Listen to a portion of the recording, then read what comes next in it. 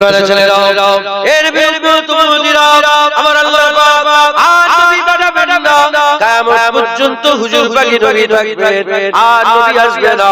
মুসা কালিমুল্লাহ এসেছে, ওয়াজ করেছে, যারা শুনেছে আল্লাহ তাদের জান্নাত দিয়েছে, যারা শুনেছে আমল করেছে জান্নাত পেয়েছে। দাউদ কালিফাতুল্লাহ নসিহত করেছে, যারা শুনেছে মেনেছে আল্লাহ তাদের জান্নাত দান করে দিয়েছে। হযরতে দাউদ কালিফাতুল্লাহ নবীউল্লাহ এসেছে, যারা শুনে বন্যায় ডুবে মরে গেছে আর যারা শুনেছে আমার আল্লাহ কিস্তিতে করে তাদের বাঁচিয়ে দিয়েছে। এই রকম ভাবে যুগে যুগে নবীরা রাসূলগণেরা পয়গম্বরেরা ওয়াজ নসিহত করেছে। শেষ বেলায় আকা মাওলা রাসূলুল্লাহকে আল্লাহ পাঠিয়েছে, হাবিবুল্লাহ ওয়াজ করেছে, যারা শুনেছে মেনেছে।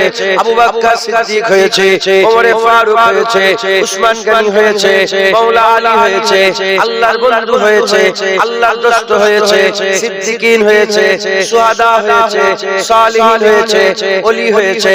এর বিরুদ্ধে মুসলমানের ছেলেরা খুব খেয়াল করে শুনে রেখে যায়। আর নবী আসবে না, হুজুর পাক সাল্লাল্লাহু আলাইহি ওয়াসাল্লাম পর্দা নিয়েছে, হুজুর পাক পর্দা নিয়েছে, জাহিরি হায়াত ছেড়ে হুজুর আবার আখিরাতে পাড়ি দিয়েছে।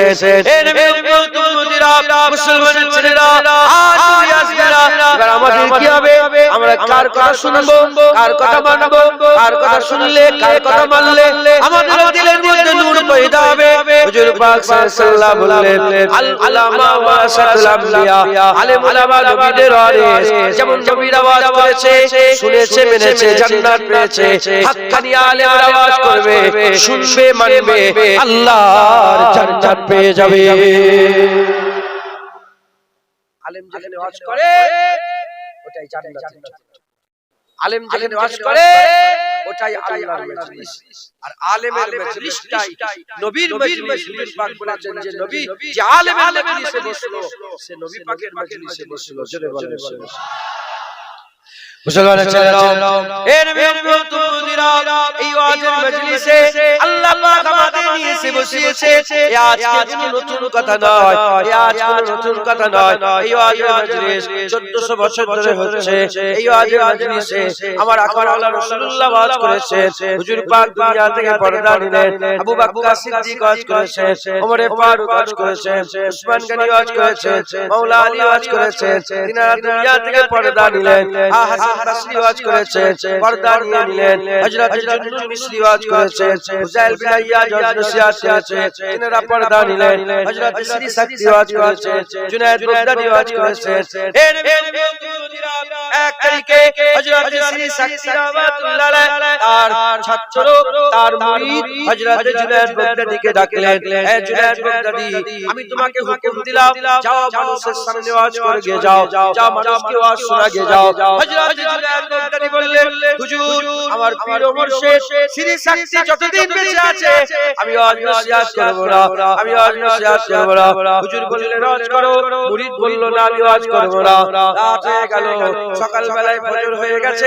হযরত শ্রী শক্তি পীর ও মুর্শিদ দাঁড়িয়ে আছে আর জুনায়েদ বাগদাদি ছুটে ছুটে এসেছে। যখনই সামনে ছুটে ছুটে পৌঁছেছে, শ্রী শক্তি বললাম, শ্রী শক্তি বলতে আরম্ভ করলো, কি গো জুনায়েদ, আমি বললাম বিশ্বাস হলো না, এবার হয়েছে রাসূলুল্লাহ বলেছে এবার কি মানা করতে পারবে? কারণ জুনায়েদ বাগদাদিকে ওয়াজ স্বয়ং রাসূলুল্লাহ করতে বলেছিলেন।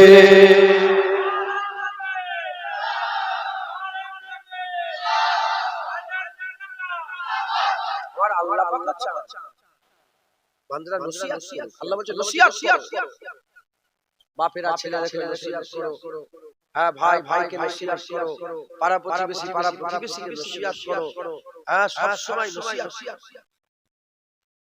এটা আমার ব্যাপার আর আজকেই বলেছি এখানে, শুধু কথাই কথাই এসে গেল বলে তাই, না হলে বলতাম। আমার কোনো বাপ এখানেই বসে আছে, কিছু মনে করেন না, আমি শুধু বুঝাবার জন্য। আমি দেখলাম যে এমন করে চুল উঠছে, হাতটা নিয়ে ঠোঁটে দিয়ে কপালে এরকম করে চুমু খাওয়া যাবে? কপাল আল্লাহ, কপাল কার?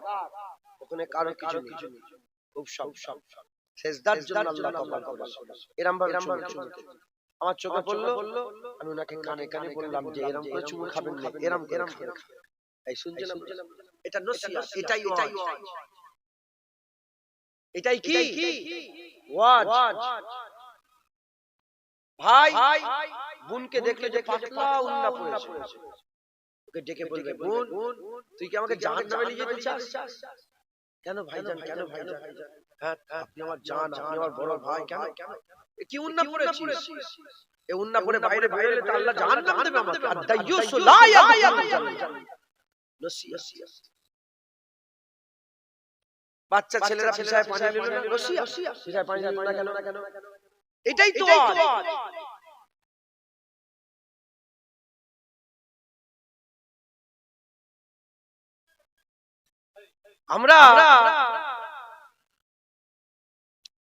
আমরা ভুলে গেছি নসিহত করা ছেড়ে দিয়েছি। আমরা কি যে যা পাচ্ছে না, যে যা পাচ্ছে আল্লাহ পাক কুরআন শরীফের মধ্যে বলছেন, আল্লাহ পাক কুরআন শরীফ ইন্নামাল মুমিনুনা ইখওয়া, আল্লাহ পাক নিজে বলেছেন মুমিন ভাই। কি বলেন মুমিন কি? তুমি আমার কি, আপনি আমার কে? তাহলে ভাই এক জেসে, হুজুর পাক বলেছে এক জেসে। এটা কি হলো বলেন? কমিটির ছেলে দৌড়া ঠিক করে রাগ করেন তো, আমার কথা আর কেউ শুনছে? ধুবলো গাছে মুক্তি সরাবন মাদুরে গলে মুক্তি হাল পড়ানো হচ্ছে। মাদুরার মুক্তির কবর গজে তো কোরআন কে চিবোবে। হ্যাঁ আল্লাহ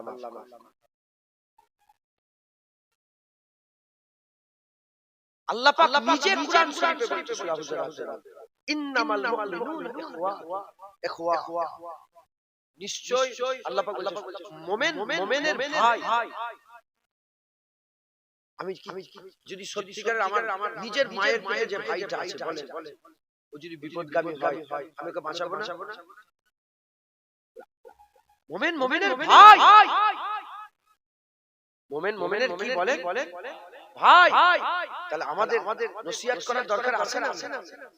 নসিহত দাঁড়িয়ে পানি খেতে বলে, আরে বসে পানি বলেন নসিহত। আমরা সব মানে কি বলে পর হয়ে, আর ভাই কেউ কাউকে নসিহত করে না, যে যা পাচ্ছে আছে না নেই, হ্যাঁ কেউ কারো খেয়াল করে না। নসিহত এটাই তো। জুনায়েদ বাগদাদীকে স্বয়ং রাসূলুল্লাহ সাল্লাল্লাহু আলাইহি ওয়াসাল্লাম বললেন, এ জুনায়েদ বাগদাদী ওয়াজ করো। তার পীর বললেন, কি গো আমি বললাম হলো না, এবার ওয়াজ করবে? হে নবী মুহাম্মদুরা হযরত জুনায়েদ বাগদাদী আমার আল্লাহ পাক তিনার মাকাম এত বড় করে দিয়েছিলেন, তিনি যখন ওয়াজ নসিহত করতেন আমার আল্লাহ পাক তিনার ওয়াজের মাহফিল থেকে লাখ লাখ মানুষকে ঈমানের কালেমা পড়ে মুসলমান করে দিতেন। আল্লাহ পাক তিনার ওসিলায় লাখ লাখ মুসলমান করেছেন। হযরত খাজা মাইনুদ্দিন ওয়াজ করতেন, লাখ লাখ মুসলমান হয়েছে। শ্রী সাক্ষী লাখ লাখ মুসলমান হয়েছে। হযরত বড় পীর কাদের জিলানী যখন ওয়াজ করতেন লাখ লাখ মুসলমান হয়েছে। আপনার পীর ও মুর্শিদ, আমাদের পীর ও মুর্শিদ মুজাদ্দিদ জামান দাদা হুজুর পীর কে ওয়াজ নসিহত করতেন। তিনার ওয়াজ শুনে একটা নয় দুটো নয় ৭০ থেকে ৮০ লক্ষ মানুষকে আল্লাহ হিদায়াত করেছে। এ আমার কথা নয়, ওসিয়াত আল্লামা রুহুল আমিন সাহেব তিনি নিজেই লিখেছেন মুজাদ্দিদ জামানের ওয়াজের মজলিসে কম করে ৭০,০০০ লক্ষাধিক মানুষ ওয়াজ শুনতে জড়া হয়ে যেত। কম করে ৭০,০০০ লক্ষাধিক মানুষ জড়া হয়ে যেত। আর প্রত্যেকটা ওয়াজের মজলিসে বসে ৪০ থেকে ৫০,০০০ মানুষ হিদায়াত হয়ে যেতেন। ৪০ থেকে ৫০,০০০ মানুষ হিদায়াত হয়ে যেতেন। হে নবী মুহাম্মদুরা শুধু তাই নয়, বসিরাত আল্লামা রুহুল আমিন সাহেব রাহমাতুল্লাহ আলাইহি বলছে এই হিসাব অনুযায়ী একটা নয় দুটো নয় তিনটে নয়, আমি আন্দাজ অনুযায়ী বলছে ৭০ থেকে ৮০ লক্ষ মানুষ মুজাদ্দিদ জামানের ওয়াজ শুনে আমার আল্লাহ হিদায়াত করে দিয়েছে। সুবহানাল্লাহ। মুসলমান ওয়াজের মজলিস হিদায়াত, এই ওয়াজের মজলিস আমাদের বসতে হবে, শুনতে হবে, শিখতে হবে। বলেন ইনশাআল্লাহ। এই যে সময়টা আমরা অতিক্রম করছি না এখন, আমরা যে জামানাতে এসেছি 100 বছর আগেও মানুষ ছিল, 200 বছর আগেও মানুষ ছিল, 1000 বছর আগেও মানুষ ছিল। আমরা যে সময়তে এসেছি এটা ফিতনার সময়। এটা কিসের সময় বলে? ফিতনার সময়। হুজুর পাক বলেছেন এই সময়টায় ঈমান বাঁচানো মুশকিল হবে, ঈমান বাঁচানো কঠিন হবে। কেমন কঠিন? হাতে আঙ্গরা রাখা সহজ হবে, পুড়ে যাওয়ার কয়লা লাল হয়ে যাওয়ার পর যখন আঙ্গরা হয়ে যায়, হাতে আঙ্গরা রাখা সহজ হবে, ঈমান রাখা কঠিন হয়ে যাবে। সেই সময়টা হচ্ছে এই সময়। মুসলমানের ছেলেরা, এর বিরুদ্ধে হুজুর পাক সাল্লাল্লাহু আলাইহি ওয়াসাল্লাম বলছে তোমরা লক্ষ্য করবে সমাজে যখন তোমরা লক্ষ্য করবে সমাজে যখন জিনা বেড়ে যাবে, ব্যভিচারী বেড়ে যাবে, আর পরগিল্লা পরচর্চা বেড়ে যাবে, মারামারি বেড়ে যাবে, খুনোখুনি বেড়ে যাবে, বায়না হতে আরম্ভ হয়ে যাবে। বায়না তাকে বলে সুদের একটা অংশ, সুদের একটা পার্ট। সুদ যখন বেড়ে যাবে, সুদ যখন বেড়ে যাবে, নানা রকম ভাবে নানা রকম নামে আজ সুদ খাওয়া হচ্ছে, সুদ খাওয়া হচ্ছে। যখন সুদ বেড়ে যাবে তারপরে হুজুর পাক বলছে দেখবে মসজিদে মারামারি হবে, মসজিদে চিল্লাচিল্লি হবে, মসজিদে মারামারি হবে, মসজিদে চিল্লাচিল্লি হবে। আর যখন দেখবে তোমরা মসজিদের মিনার উঁচু উঁচু হয়ে গেছে, মসজিদ সুন্দর করে সাজানো হয়েছে, কিন্তু নামাজি নাই, নামাজি নাই, নামাজি নাই। হুজুর পাক বলছে যখন ছেলেরা বাপ মাকে সম্মান করবে না, ছেলেরা বাপ মায়ের তাজিম করবে না, যখন ছেলেরা বাপ মাকে সম্মান করবে না, হুজুর বলছে যখন দেখবে খুনি রিশতা, যাদের সঙ্গে খুনের সম্পর্ক তাদের সঙ্গে দুশমনি হয়ে যাচ্ছে, আর যাদের সঙ্গে কোনো সম্পর্ক নেই তারা আপন হয়ে যাচ্ছে, তখন তোমরা সাবধান হয়ে যাবে। এই সময়টা ঈমান রাখানো কঠিন। হুজুর পাক সাল্লাল্লাহু আলাইহি ওয়াসাল্লাম বলছে যখন দেখবে ইলম উঠে যাচ্ছে, যখন দেখবে ইলম উঠে যাচ্ছে, এর বিরুদ্ধে এই রকম ভাবে হুজুর পাক সাল্লাল্লাহু আলাইহি ওয়াসাল্লাম যা বলেছে বর্তমান সময়ে যদি একটু বর্তমান সময়ের সন্ধিক্ষণে যদি লক্ষ্য করে দেখা যায় সব এখন চালু হয়ে গেছে, সব চালু হয়ে গেছে। এ নবীর উম্মতেরা এই সময়েতে ঈমান বাঁচানো মুশকিল। আমাদের এই সময় ঈমানকে বাঁচাতে হবে। যদি ঈমানকে না বাঁচাতে পারি আমরা গুমরাহ হয়ে যাব, বেঈমান হয়ে যাব, কাফের হয়ে যাব, জাহান্নামের খুরাক হয়ে যাব, আমরা গুমরাহ কাফের হয়ে যাব। এ নবীর উম্মতেরা আর এই সময়ে যদি আমরা নিজেদের পাকে মজবুত করি, আল্লাহর শরীয়তের গণ্ডির মধ্যে যদি থাকতে পারি, আল্লাহ আমাদের সাজা দেবেন, আল্লাহ আমাদের বদলা দেবেন। কি সাজা দেবেন, কি বদলা দেবেন? হুজুর পাক বলছেন হিজরত করনেওয়ালা সাহাবা হিজরত করে যখন নবীর দিকে গিয়েছিল, আল্লাহ যে সওয়াব দিয়েছিলেন, ফিতনার সময়ে যারা আল্লাহর শরীয়তের গণ্ডির মধ্যে থাকবে, হিজরত করনেওয়ালা সাহাবার সওয়াব বান্দার আমলনামায় দান করে দেবে। হবে না? সুবহানাল্লাহ। বুঝলেন? সময় কঠিন বলে ইলম উঠে যাচ্ছে না, ইলম উঠে যাচ্ছে। হযরত জিয়াদ বলে একজন সাহাবা বলে ইয়া রাসূলুল্লাহ ইলম কেন উঠে যাবে? তখন কি কোরআন থাকবে না? কি এখন কোরআন নেই? হুজুর পাক বলে আমি মনে করলাম তুমি একটা মদিনার বড় আলেম, বড় জ্ঞানী, তোমার মুখ থেকে এরকম কথা বেরোলো। তাওরাত নেই, ইনজিল নেই, ইহুদি নাসারা দেখে তাওরাত ইনজিল নেই, সাহাবা বলে হ্যাঁ ইয়া রাসূলুল্লাহ আছে। বলে বলো সেই তাওরাত ইনজিলে কি আমার কথা লেখা নেই? বলে হ্যাঁ আছে। বলে তাও কি তারা আমাকে মানে? বলে না ইয়া রাসূলুল্লাহ। কেন?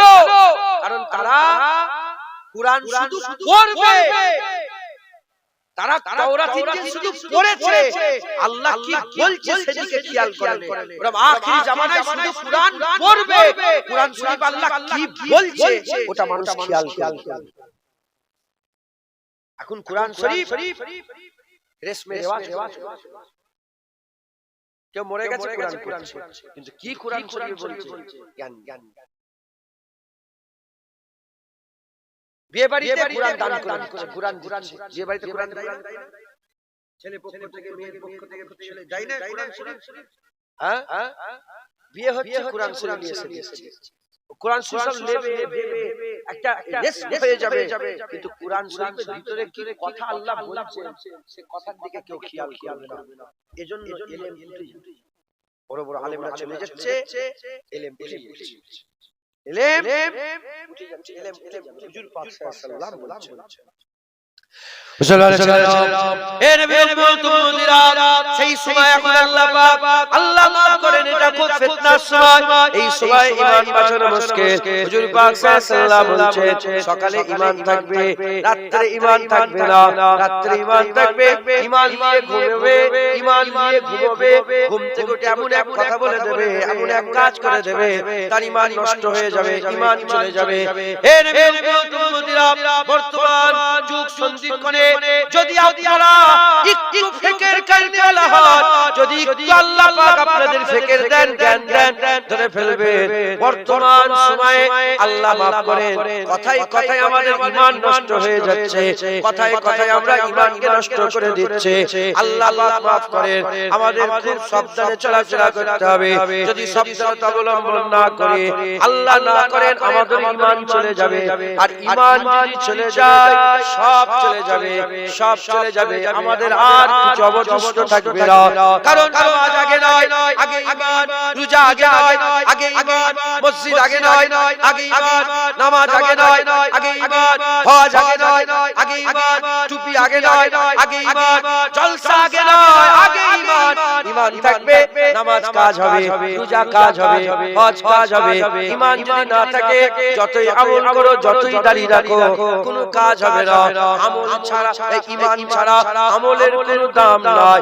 কিন্তু ঈমানের হাকিকাত আছে, ঈমানের নিজস্ব পাওয়ার আছে। আমল ছাড়া ঈমান বেকার নয়। ঈমানের পাওয়ার এত, বান্দাকে বিল আখির যেমন করে হোক আল্লাহর জান্নাতে নিয়ে যাবে।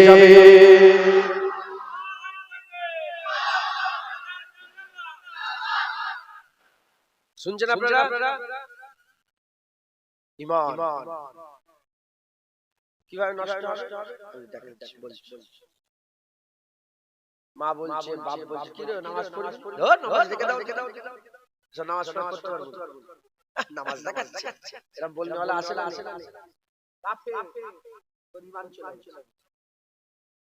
যারা নামাজকে তাচ্ছিল্য করে, ঈমান নষ্ট। এই শুনছে, বললো দাড়ি রাখুনি কেন, দাড়ি রাখুনি, কি হবে দাড়ি রেখে যেন কি মাথা কিনে, তুই দাড়ি রেখে মাথা কিনে ফেলেছিস, ঈমান নষ্ট। কি হবে? আল্লাহর শরিয়া কেউ যদি যারা পরিমাণ অস্বীকার করে, তুচ্ছ তাচ্ছিল্য করে, অহংকার করে, দাম্ভিকের সাথে সে যদি অহংকার দেখায়, কাফের হয়ে যায়। এটা একটা হলো কি গো, বিসমিল্লাহ বলে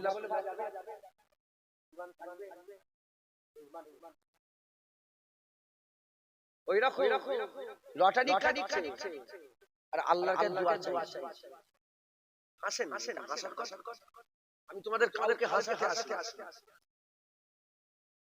নিচে নেমে যাবো, হাসি গলায় মিলবো, সব ধ্যান সিরিয়াস, এসেই তো আমরা শেষ করে দেব।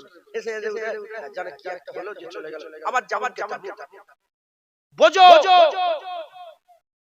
একটা ভিডিও ভাইরাল হয়েছে, ও মজাকে যদি করে হাসতে হাসতে কাফের হয়ে গেছে। হ্যাঁ, মুসলমান হারাম লটারি কি করলো, দোয়া চাইছে, আল্লাহকে বলছে নাউজুবিল্লাহ। যদি ইয়ার মাধ্যমেও করে, তাহলেও কালো চলবে। সুদটাকে লোক হালাল করে ফেলেছে, এত সুদ ছিল পুরো গ্রাম ইল্লা মাশাআল্লাহ, পুরো গ্রাম সুদ হয়ে গেছে। উলাইনের বাপ নিয়েছে, বাপ লাইনের ছেলে নিয়েছে, ছেলে লাইনের ঘরের মেয়ে নিয়েছে, মেয়েরা বন্ধক দিচ্ছে, সব সুদ খেচ্ছে, সুদ করে হয়ে গেছে। আর যখনই বলছে সব রেখে যান সরিয়া, হ্যাঁ রেখে দিকে কি হলো, কালেমা কবুল খুলে দেখো না। অনেক আবার বলে কথাই নিজেরা নিজে আলোচনা করে কথাই বলে, বেকার আদম আলাইহিস সালাম ফল খেলো বলে। আদম আলাইহিস সালাম বেকার ফল খেলো, যদি না খেত তাহলে আমরা জান্নাতে থাকতাম। ভুল করেছে আদম আলাইহিস সালাম, কাফের হয়ে। এই শুনছেন আপনারা? কাফের হয়ে। মুসলমানের ছেলেরাও, এ নবীর উম্মত উম্মতিরা, আল্লাহ মাফ করে, খুব সাবধানে চলাফেরা করতে হবে। দুনিয়ার কথা হচ্ছে, ফুটবলের কথা হচ্ছে, যা ইচ্ছা বলবে যাও, ক্রিকেটের কথা হচ্ছে, যা ইচ্ছা বলবে যাও, গুনাহ হবে, গুনাহ হবে। কিন্তু যখনই আল্লাহ আল্লাহ রাসূলের কথা এসে যাবে, শরীয়তের কথা এসে যাবে, কোরআন শরীফের কথা এসে যাবে, এ মুসলমান খুব সাবধানতা অবলম্বন করতে হবে। আর হুড়োহুড়ি করলে হবে না, লাফালাফি করলে হবে না। এ নবীর উম্মত উম্মতিরা, জেনে রেখে দেবেন, আমাদের আল্লাহ পাকের কোনো প্রয়োজন নেই। আল্লাহ পাক আমাদের প্রয়োজন মনে করে না, কিন্তু আমরা আল্লাহ পাককে প্রয়োজন মনে করে। হে মুসলমানের ছেলেরা, আল্লাহ পাকের অনেক নিন্দা আছে, আমাদের তো একটাই আল্লাহ, আমাদের তো একটাই আল্লাহ, কোটি কোটি আল্লাহ পাকের বান্দা, কিন্তু আমাদের আল্লাহ তো একটা। খুব সাবধানতা অবলম্বন করতে হবে। আপনি যদি কাফের হয়ে যান, আল্লাহর কিছু এসে যাবে না। আপনি যদি বেঈমান হয়ে যান, আল্লাহর কিছু এসে যাবে না। কিন্তু আমরা কাফের হয়ে গেলে, বেঈমান হয়ে গেলে, আমাদের অনেক কিছু এসে যাবে। আমরা ধ্বংস হয়ে যাব, আমরা গোমরাহ হয়ে যাব, খারাপ হয়ে যাব। এ নবীর উম্মত উম্মতিরা, জেনে রেখে দেবেন, আমার আল্লাহ পাক, আমার আল্লাহ পাক হুজুর পাক সাল্লাল্লাহু আলাইহি ওয়াসাল্লামের মাধ্যমে জানিয়েছে। হুজুর পাক সাল্লাল্লাহু আলাইহি ওয়াসাল্লাম 13 বছর মক্কা শরীফে দাওয়াত দিলেন, দিনের 13 বছর দিনের দাওয়াত দিলেন। হুজুর পাক সাল্লাল্লাহু আলাইহি ওয়াসাল্লাম মক্কা শরীফে দিনের দাওয়াত দিচ্ছেন, মুসলমান মাত্র 49 জন, আর কেউ মুসলমান হতে চাইছে না। হযরত রাসূল পাক সাল্লাল্লাহু আলাইহি ওয়াসাল্লাম পাহাড়ের কিনারায় দাঁড়িয়ে দাঁড়িয়ে হুজুর আমার কানটা আরম্ভ করে দিয়েছে। আমার আল্লাহ জিজ্ঞাসা করেন, আমার হাবিব তুমি কেন কাঁদো, কি হয়েছে তোমার, কেন কাঁদছো? ওই সূরা পাক বলেন, আল্লাহ রাব্বুল আলামিন, আল্লাহ রাব্বুল আলামিন, আল্লাহ আমাকে পাঠিয়েছেন দিনের দাওয়াত দেওয়ার জন্য, ইসলামের খেদমত করার জন্য, শরীয়তের খেদমত করার জন্য। আল্লাহ পাক তো মুসলমান হচ্ছে না, আমি বাড়িতে বাড়িতে গিয়ে বলছি আমার উপর অত্যাচার করছে, জুলুম করছে, কিন্তু কেউ লা ইলাহা ইল্লাল্লাহ বলছে না, মুহাম্মদ রাসূলুল্লাহ বলছে না। এই দুঃখে আমি কাঁদি। ওই সময় আল্লাহ পাকের রহমতের দরিয়ায় জোরে উঠে আমার আল্লাহ পাক বলেন, আমার হাবিব কান্না বন্ধ করো, কান্না বন্ধ করো। কেউ কলমা পড়ুক না পড়ুক, এতে আল্লাহ পাকের কিছু এসে যায় না। আমার আল্লাহ বলে, হাবিব আমার কারো দরকার নাই, তুমি জমিন থেকে বলো লা ইলাহা ইল্লাল্লাহ, আমি আল্লাহ মুহাম্মাদুর রাসূলুল্লাহ বলে দিলাম। হবে না সুবহানাল্লাহ। মুসলমান, এটা আমাদের নসিব ভালো যে আল্লাহ আমাদের ঈমান দিয়েছে। আসে দেখতে পাওনি? হ্যাঁ, সারা বিশ্বকে খেয়াল করুন, খ্রিস্টান আছে, ইহুদি আছে, নাসারা আছে, ৩,৫০০ ধর্ম আছে। আমরা নসিব, আল্লাহ আমাদের বাছাই করেছেন, আমাদের দিলে ঈমান দিয়েছেন। আর সেই ঈমান নিয়ে যদি ঈমানটাকে নষ্ট করে দিই, কি গো, যদি ঈমানটা নষ্ট করে দিই কি হবে? হ্যাঁ, মুসলমানের ছেলেরাও, এ নবীর উম্মত উম্মতিরা, খুব খেয়াল করে আমাদের চলতে হবে। লাফালাফি করলে হবে না, হুড়োহুড়ি করলে হবে না। আমার রাসূল পাক সাল্লাল্লাহু আলাইহি ওয়াসাল্লাম বলছেন, ঈমান ওয়ালাদের উদাহরণ ওই উটের মতো যার গলায় পাট্টা লাগানো আছে, যার পাট্টাটা তার মালিকের হাতে আছে। উট দু রকমের, একটা উট ছাড়া উট। মরুভূমি এলাকায় যদি আপনারা কোনোদিন যান, আল্লাহ আপনাদের দেখাবে ছাড়া উট থাকে, ঘুরে ঘুরে বেড়াচ্ছে, ঘুরে ঘুরে বেড়াচ্ছে। যেমন এখানে ছাড়া সব অনেক জন্তু জানোয়ার ঘুরে ঘুরে বেড়ায়, পাট্টা গলায় পরানো নেই, নিজের ইচ্ছায় ঘুরে ঘুরে বেড়ায়, যেখানে ইচ্ছা শোয়, যেখানে ইচ্ছা যায়, যেখানে ইচ্ছা যায় ইচ্ছা তাই খায়। এটা হচ্ছে ছাড়া উটের উদাহরণ, যা ইচ্ছা তাই করে। সারা পৃথিবীতে যত গায়ের কম আছে সব ছাড়া উট, যা ইচ্ছা তাই করছে, কোনো ব্যাপার নয়। বলনেওয়ালা কেউ নাই, রোখনেওয়ালা কেউ নাই, চোখনেওয়ালা কেউ নাই। হে নবীর উম্মত উম্মতিরা, কিন্তু যদি আমরা ঈমানওয়ালা বলে দাবি করি, আমাদের উদাহরণ ছাড়া উটের মতন নয়। হুজুর পাক বললেন, আমাদের উদাহরণ ঈমানওয়ালাদের উদাহরণ ওই উটের মতন যার গলায় দড়ি পরানো আছে, আর যার নাকেলটা, দড়িটা নাকেলটা মালিকের হাতে থাকে। এর মানে কি বুঝতে চাই, এর মানে কি বুঝতে পারছেন আপনারা? শোনেন, বুঝলেন? মালিকের হাতে দড়ি আছে, তার মানে উটের ইচ্ছা নয়, মালিকের ইচ্ছা। উটের ইচ্ছা নয়, মালিকের ইচ্ছা। উটের ইরাদা নয়, মালিকের ইরাদা। উটের ইচ্ছায় খাওয়া নয়, মালিকের ইচ্ছায় খাওয়া। উটের ইচ্ছায় বসা নয়, মালিকের ইচ্ছায় বসা। উটের ইচ্ছায় যাওয়া নয়, মালিকের ইচ্ছায় যাওয়া। মালিক যেদিকে নিয়ে যাবে উট সেদিকে যাবে, মালিক যেখানে থাকতে দেবে উট সেখানে থাকবে, মালিক যত বোঝা চাপাবে উট তত বোঝা বহন করবে। মালিক জানে, উট জানে মালিক উটের পিঠে কত বোঝা চাপাবে, এ মালিক জানে। উট গলায় দড়ি পরানো আছে, পাট্টা লাগানো আছে। এ মুসলমান, আমরাও যদি সত্যিকারের মুমিন বলে নিজেদের দাবি করে, আমাদের গলায় দড়ি পরানো আছে, আর আমাদের গলার দড়ি হাবিবুল্লাহর হাতে রাখা আছে।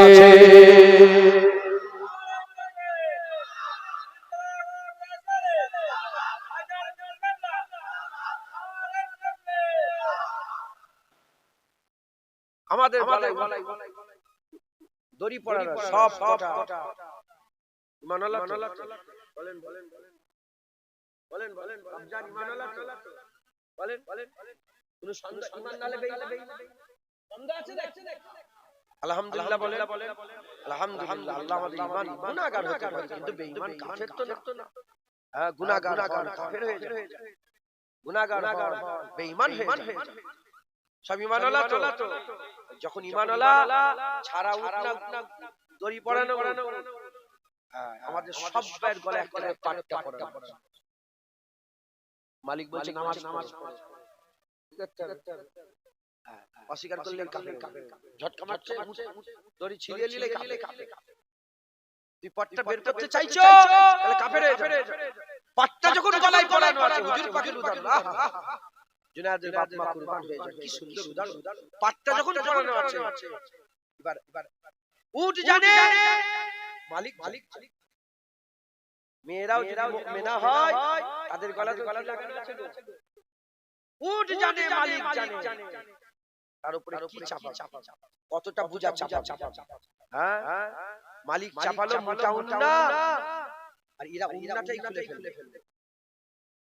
বলে যেসব মেয়েরা উন্না খুলে দিয়েছে, মুসলমানের বাচ্চা মেয়েরা, মুসলমানের মেয়েরা, এরা কি গলায় দড়ি পরে থাকতে চাইছে না খুলে ফেলতে চাইছে? যার হাতে দড়ি তিনি আমাদের বলছেন উন্না পড়ো। তুমি উটের গলায় পাট্টা লাগিয়ে উন্না খুলে ফেলছে। মুসলমান, আল্লাহ মাফ করেন, হাতা ছোট হতে হতে মেয়েদের হাতে এই পর্যন্ত চলে এসেছে। কথা ঠিক না বেঠিক? আর স্কিন টাইট সব জামা হারাম হারাম হারাম, সে উলঙ্গ। হুজুর পাক বলেছেন আখিরি জামানাতে মেয়েরা জামা পরে উলঙ্গ থাকবে। মেয়েরা জামা পরে উলঙ্গ থাকবে, কারণ সে জামা পরা অবস্থাতেও তার শরীরের আবায়ব পুরো বুঝা যায়। তার পা থেকে মাথা পর্যন্ত শরীরের পুরো অঙ্গ সব আবায়বটা বুঝা যাবে। এই জামা পরেও উলঙ্গ হয়ে ঘুরছে। শরীয়ত বলছে ঢিলা ঢালা আর আমরা টাঙ্গি জামা। শরীয়ত বলছে ফারাক করো, ঢিলা ঢিলা। মুসলমান, আল্লাহ মাফ করেন, আমরা সব মুমিন বলে যে দাবি করি, আমাদের সব গলায় পাট্টা লাগানো আছে, আর দড়ি রাসূলুল্লাহর হাতে আছে। দড়ি কার হাতে আছে? রাসূলুল্লাহ। মুসলমানের ছেলেরা, এ নবীর উম্মতিরা, সাহাবা হুজুররা মুমিন ছিলেন। সাহাবা হুজুররা মুমিন ছিলেন। হাবিবুল্লাহর হাতে পাট্টা ছিল। হাবিবুল্লাহ বললেন বদরে চলো। সাহাবারা বদরে যাচ্ছে। আমি যদি বলি চলো লড়াই করতে যাব, আপনি আমাকে লড়াই করবেন, তলোয়ার দাও, বন্দুক দাও, বলবেন না? বলবেন। আর ওদিকে পুরা বন্দুক লাগানো আছে, আপনি খালি হাতে যাবেন জীবনে? ও তো খুশি করতে যাও, কথা ঠিক না বেশি? ও তো নিজে জান দিতে যাও। মুসলমানের ছেলেরাও, এ নবীর উম্মতিরা, আবু বকর সিদ্দিকের গলায় পাট্টা, হাবিবুল্লাহর হাতে ধরে, ওমর ফারুক হুজুরের গলায় পাট্টা, হাবিবুল্লাহর হাতে ধরে, ওসমান গনি হুজুরের গলায় পাট্টা, হাবিবুল্লাহ হুজুরের মুবারক হাতে ধরে, হযরত মাওলা আলী হুজুরের গলায় পাট্টা, মুবারক হাতে রাসূলুল্লাহর হাতে মুবারক হাতে ধরে। এ নবীর উম্মতিরা, হুজুর যা বলেছে তাই শুনেছে। হুজুর বলেছে বদরে যেতে হবে, সাহাবারা বদরে গেছে, চারটি তলোয়ার, 313 জন সাহাবা, মাত্র চারটি তলোয়ার, সাহাবারা তাই গেছে, আর দু চারটে কমবেশ বলল তাই গেছে, আর দু চারটে কমবেশ উট তাই গেছে। খালি পায়ে অনেকের পায়ে জুতা মুবারক নাই, খালি পায়ে ছিঁড়া ফাটা শরীর নিয়ে, শরীর জামা কাপড় নিয়ে, আর এরকম ভাবে খেজুরের ডাল নিয়ে তারা লড়াই করতে গেছে, তারা লড়াই করতে গেছে। পাট্টা হুজুর পাকের হাতে ধরে দিয়ে গলায় পাট্টা রেখেছে। তারা জান দেখে না, মাল দেখে না, ইজ্জত দেখে না, সম্মান দেখে না। হাবিবুল্লাহ বলেছে যেতে হবে, তারা বদরে গেছে। হাবিবুল্লাহ বলেছে যেতে হবে, তারা উহুদে গেছে। হাবিবুল্লাহ বলেছে যেতে হবে, তারা তাবুকে গেছে, তাবুকে গেছে। হাবিবুল্লাহ বলেছে 1400 কিলোমিটার রাস্তা সাহাবারা গেছে, তাবুকে গেছে। হুজুর বলেছে চলো জঙ্গে মুতায় যেতে হবে, জঙ্গে মুতায় গেছে। হুজুর বলেছেন যেখানে সাহাবারা সেখানে গেছে, হুজুর বলেছেন যেখানে সাহাবারা সেখানে গেছে। হুজুর বলেছে নামাজ, সাহাবারা নামাজ পড়েছে। হুজুর বলেছে মদ হারাম, সাহাবারা মদ ছেড়ে দিয়েছে। হুজুর বলেছে শরিয়াত, তারাই মেনে নিয়েছে। হুজুর বলেছে পর্দা, তারাই মেনে নিয়েছে। হুজুর বলেছে হ্যাঁ, তারাই হ্যাঁ বলেছে। হুজুর বলেছে না, তারা না বলেছে। আমি আপনাদের করে একটা আজব ঘটনা শুনিয়ে দিয়ে যাই। হুজুর পাক সাল্লাল্লাহু আলাইহি সাহাবারা জিহাদের ময়দান থেকে ফিরে এসেছে, কারো হাত কেটে গেছে, কারো সিনাই তীর লেগে গেছে, কারো পা জখম হয়েছে, কারো শরীর জখম হয়েছে, কাটা কাটা শরীর নিয়ে আর যে যার বাড়িতে যুদ্ধের ময়দান থেকে ফিরে এসেছে।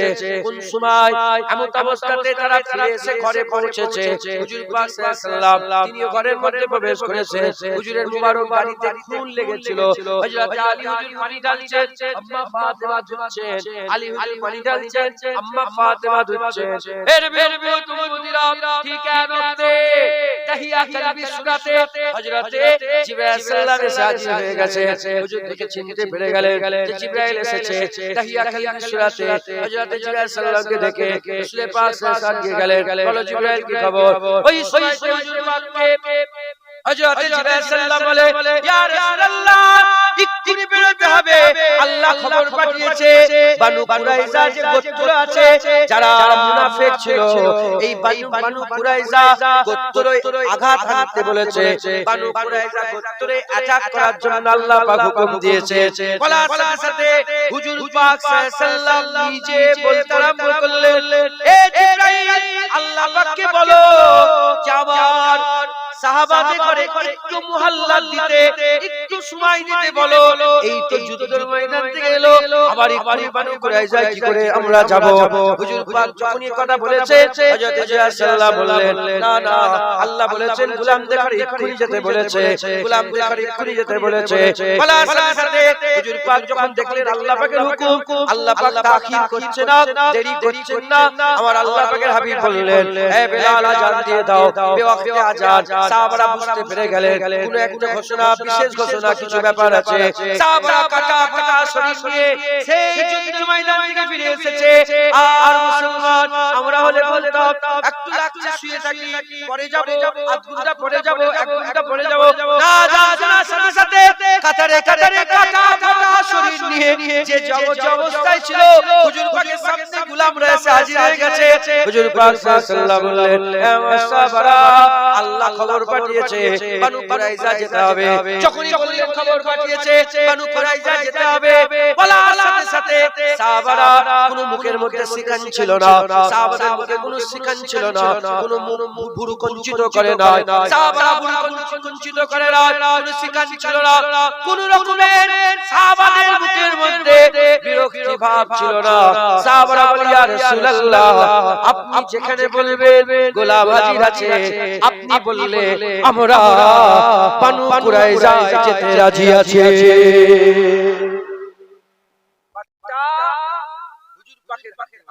হুজুর বলছে জিয়াদ থেকে এসেছে এবার বানু কুরাইজা সঙ্গে সঙ্গে বানু কুরাইজা আগে ঘটনা আছে আমার আল্লাহ পাক সুসংবাদ সুসংবাদ কি সুসংবাদ আমার আল্লাহ বললেন জিবরাইল বলে দাও আমাকে যে আল্লাহ দেখতে চাইছিলেন গোলাম বেরোই না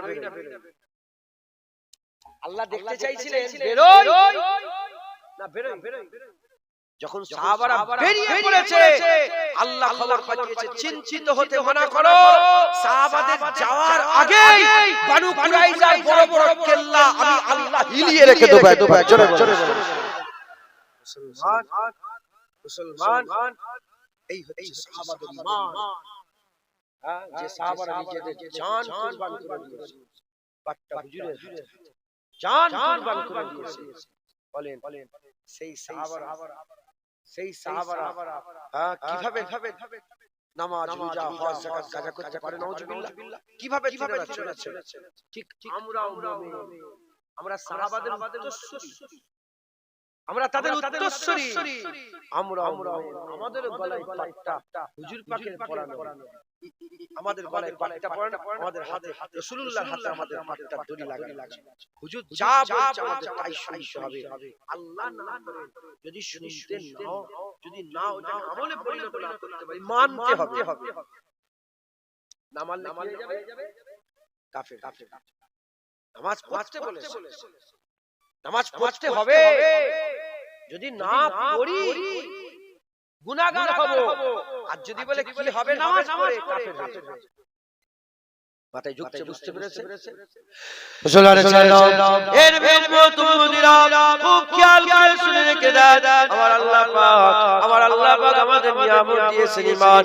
এই ঈমানের হেফাজত করতে হবে এই ঈমানের হেফাজত করতে হবে এই ঈমানকে বাঁচাতে হবে এই ঈমানকে বাঁচানোর জন্য আমি একটা রাস্তা আমি আপনাদের বলে দিয়ে যাই আপনারা যদি এই রাস্তাকে ধরে রাখতে পারেন ইনশাআল্লাহ ঈমান বেঁচে যাবে ইনশাআল্লাহ আল্লাহ যদি চান আমাদের ঈমান বেঁচে যাবে আর আমরা ঈমান নিয়েই মরতে পারবো ইনশাআল্লাহ আমার আল্লাহ পাক আমাদের ঈমান নিয়েই মারবেন এর বেশি তুমুদিরা ঈমান কি ঈমান আল্লাহকে ঈমান কার আছে ঈমান রাখা ঈমানের মূল কাজটা কি ঈমান আল্লাহ কাকে বলে ঈমানের মূল কি আল্লাহ পাক কোরআন শরীফের মধ্যে বলেছে আল্লাহ পাক কোরআন শরীফের মধ্যে বলেছে আর আমার হুজুর পাক হাদিস পাকের মধ্যে বলছেন ঈমান আল্লাহ কারা আল্লাহ পাক বলছেন আল্লাযীনা আমানু আশাদ্দু হুব্বান লিল্লাহ আল্লাযীনা আমানু আশাদ্দু হুব্বান লিল্লাহ আমার আল্লাহ বলছেন মুমিন যারা আল্লাহকে সবচেয়ে বেশি মহব্বত করে ঈমানওয়ালা যারা আল্লাহ পাককে সবচেয়ে বেশি মহব্বত করে আমার আল্লাহ বলেন আশাদ্দু আল্লাহ শুধু বলেন হুব্বান লিল্লাহ আল্লাহ বলেছে আশাদ্দু হুব্বান লিল্লাহ আশাদ্দু শব্দটা আল্লাহ ব্যবহার করেছেন আশাদ্দু মানে হচ্ছে কঠিন ভাবে মহব্বত করে এই আশাদ্দুর ব্যাখ্যাতে উলামায়ে হযরতরা বলছেন আশাদ্দু উহাকে বলা হয় যার জন্য বাপ কুরবান মা কুরবান ভাই কুরবান বোন কুরবান ছেলে কুরবান বেটা কুরবান বেটি কুরবান ব্যবসা কুরবান বাণিজ্য কুরবান জমিন কুরবান আর শ্বাস কুরবান এমন কি নিজের জানটাও কুরবান তাকে আশাদ্দু বলা হয় এক কথায় মুমিন হচ্ছে মুমিন যারা আল্লাহকে নিজের জানের থেকেও বেশি ভালোবাসে আমরা যদি সত্যিকারের ঈমানওয়ালা মুমিন হতে পারি মুমিন হতে চাই আমাদের সকলকে জানের থেকেও বেশি আল্লাহকে মহব্বত করতে হবে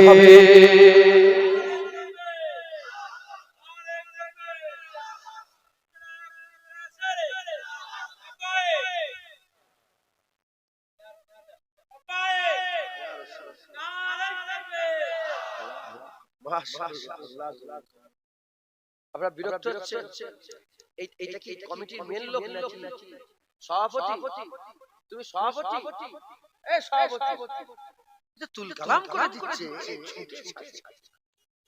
উনি হচ্ছে আল্লাহ পাকের খাস বান্দা কথা ঠিক না খাস বান্দা না এটা ওদের চিন্তা নেই আমাদের চিন্তা আল্লাহ দু এক কথা বলছি আপনারা বিরক্ত হয়ে যাচ্ছেন এখন তো জলসা এই জলসা বন্ধ হয়ে গেছে এই জলসাকে মানা করে দিয়েছিল, মানে জলসা বলছে কেন কেন বলে এই সাইডের নাম ডিলিট হয়ে গেছে বলে জলসা জলসা। হ্যাঁ গো, আমার কাছে যে শোনা তাই বললো এই সাইডের নাম ডিলিট, আর তো বেশি করে জলসা দিবি, দোয়া চাইবি যাতে করে এই সাইডের নামটা নাম যায়, এই সাইডের নাম জলসা। তার মানে কি রকম চিন্তা ভাবনা আমাদের হচ্ছে বুঝতে পারছেন? আমরা মুসলমান, আমরা আমাদের আমরা মুসলমান, কিন্তু আমার চিন্তা ভাবনা সব কাফেরের মতো।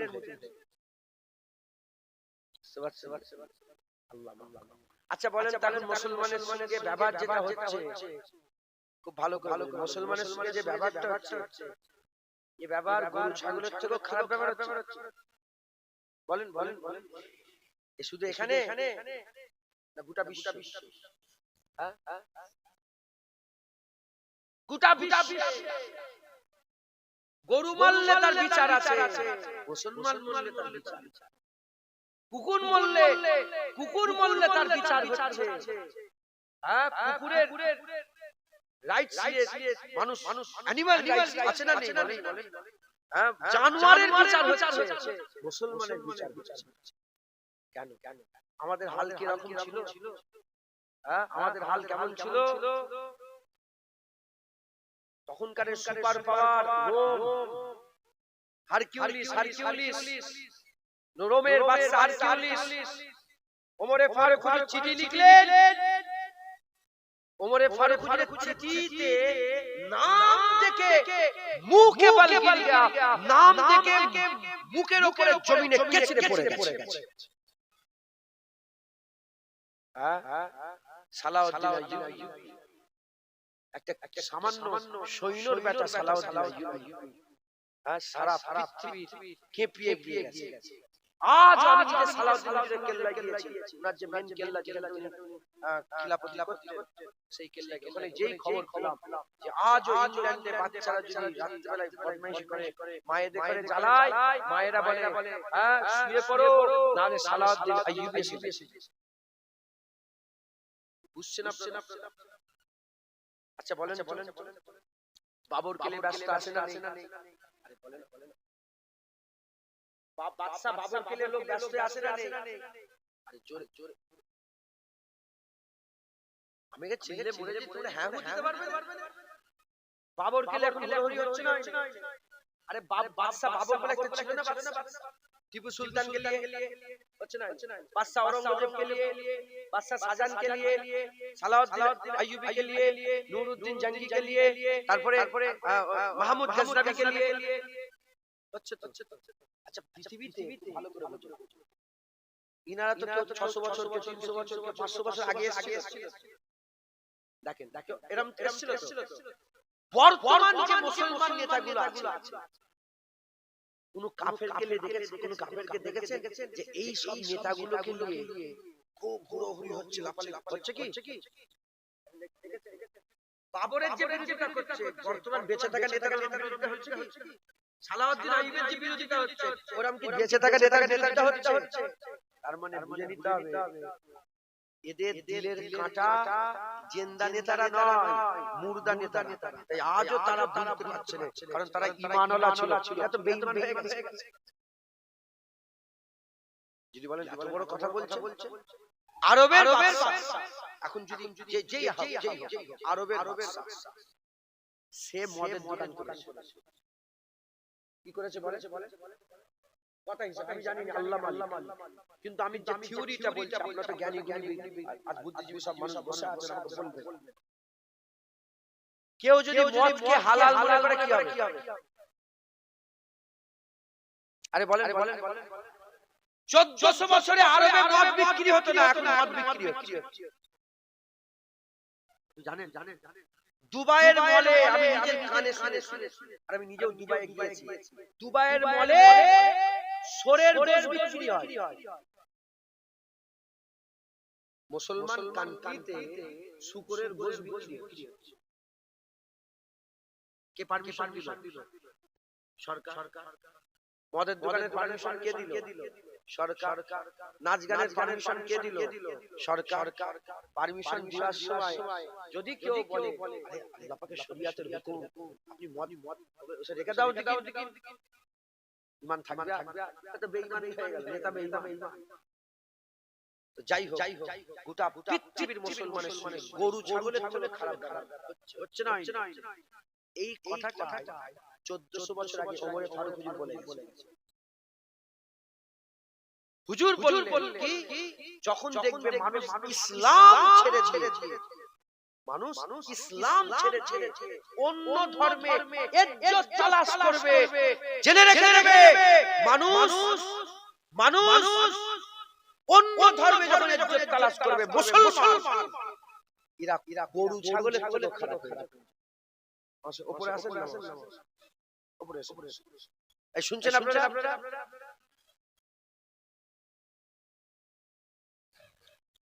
আমার দিকে খেয়াল যে একটা কথা বলছি তো টাইম শেষে কথা বাজে দেখেছেন 10টা 5টা আমি তো 10টা পর্যন্ত থাকবো 10-20 মিনিট পরে উঠেছি।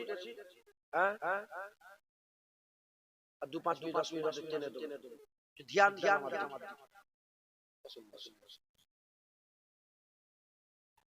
ওমর ফারুক তিনি 1400 বছর আগে বলে গেছেন। কখন জানেন?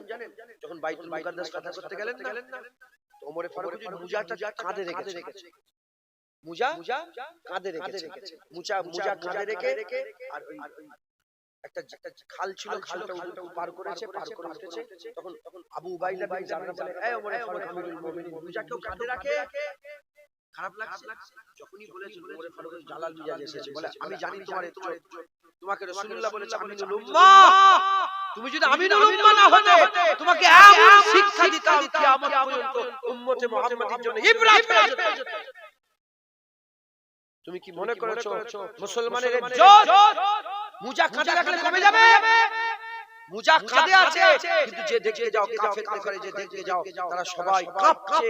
আমিরুল মুমিনিন ওমর ইবনে খাত্তাব এসে গেছে। তুমি কি মনে করছো মুজা কাঁধে রেখেছি বলে আমার ইজ্জত কমে গেছে?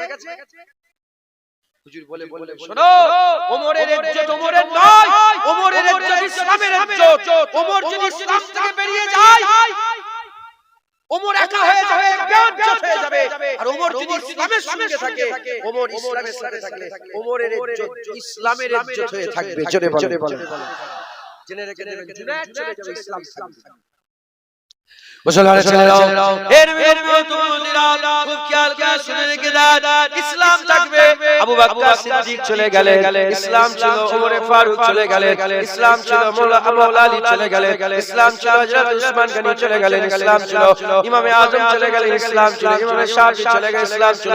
সালাওয়াত আলাইহি চলে গেলেন, ইসলাম ছিল। নুরউদ্দিন জঙ্গি চলে গেলেন, ইসলাম ছিল। বাবর চলে গেল, টিপু সুলতান চলে গেল, ঔরঙ্গজেব আলমগীর চলে গেল, আর শেরশাহ সুরি চলে গেল, মোহাম্মদ গৌরী চলে গেল, ইসলাম ছিল। দাদা হুজুর চলে গেলেন, ইসলাম আছে, ইসলাম ছিল। আমরাও চলে যাব, ইসলাম কিন্তু নিজের পাওয়ারে দাঁড়িয়ে থাকবে। যে ইসলাম থেকে বেরিয়ে যাবে কমজোর হয়ে যাবে, গরু ছাগলের মতন তার সঙ্গে ব্যবহার হবে। আর যে ইসলামের সাথে জুড়ে থাকবে তাকতবার থাকবে, আমার আল্লাহ মুসলমানকে মারদে মুমিনের মতো ইজ্জত সম্মানে আল্লাহ বাঁচিয়ে রাখবে। সুবহানাল্লাহ। ওমর ফারুক শোনো, ইজ্জত আমার মুজা কাঁধে কি হয়েছে? এটা কি আমার ইসলামের ক্ষতি হয়ে গেল? আরে বলেন আমি টুপিটা এরকম করে না পরে আমি এরকম করেছি, এটা কি আমার ইসলামের ক্ষতি হয়ে গেল? হ্যাঁ, আমি আংটিটা খুলে দিয়েছি, এতে কি আমার ইসলাম ক্ষতি হলো? কিছু আমি ইসলামের কোনো ক্ষতি করলাম? গুনাহ করলাম না। ইসলামের ক্ষতি তখনই হবে যখন ইসলাম থেকে আমি বেরিয়ে গিয়ে যারা গায়ে ঘাম আছে কিছু মনে করেন, ওই শার্টটা পরে আছে আমাদের কিছু মনে করেন, আপনি আমার বাপ হন, ভাই হন, মাফ করে দেন। আমি বলছি এটা আমাদের, এটা অন্য জায়গা থাকে। এই শার্ট পরে, এই শার্ট আমাদের কথা ঠিক না? বেঠিক বল, ঠিক বল। ক্যাপ পরেছে, দেখেন যে দেখেন ক্যাপ পরে ঘুরছে, ক্যাপ আমাদের গায়ের কমের মতন হয়ে গেছে, আমাদের জামা গায়ের কমের মতন হয়ে গেছে, আমাদের জুতো গায়ের কমের মতন হয়ে যাচ্ছে, আমাদের বিয়ে শাড়ি গায়ের কমের মতন, আমাদের ব্যবসা গায়ের কমের মতন, আমাদের চলা ফিরা উঠা বসা ঘর বাড়ি সমস্ত কিছু অন্য ধর্মের মতন হয়ে গেছে। আর শুধু বলছি হবে না, যদি ইজ্জত পেতে চান, আমি আল্লাহর কসমকে বলছি, এই শাসনের প্রত্যেকটা বাড়ির লোক যদি দাড়িওয়ালা, টুপিওয়ালা, মসজিদে যেমন জুম্মায় নামাজ পড়ে, যেমন জুম্মায় ভিড় হয়, ঠিক ওই রকম ভিড় যদি ফজরের নামাজেও হয়, ইনশাআল্লাহ 10,000 মাইল দূর পর্যন্ত এই গ্রামের গরমটা লোক महसूस করবে। একবার জোরে বলেন।